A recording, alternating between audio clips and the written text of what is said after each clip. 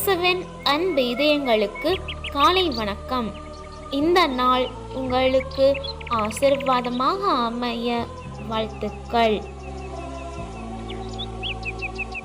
இப்புதிய நாளுக்கான ஆசீர்வாத இறைவசனம் எசாயா அதிகாரம் 49 இறை வார்த்தை 15.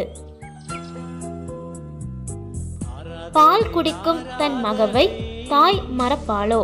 கருத்தாங்கினவள் தன் பிள்ளை மீது இரக்கம் காட்டாதிருப்பாளோ? இவர்கள் மறந்திடினும் நான் உன்னை மறக்கவே மாட்டேன்.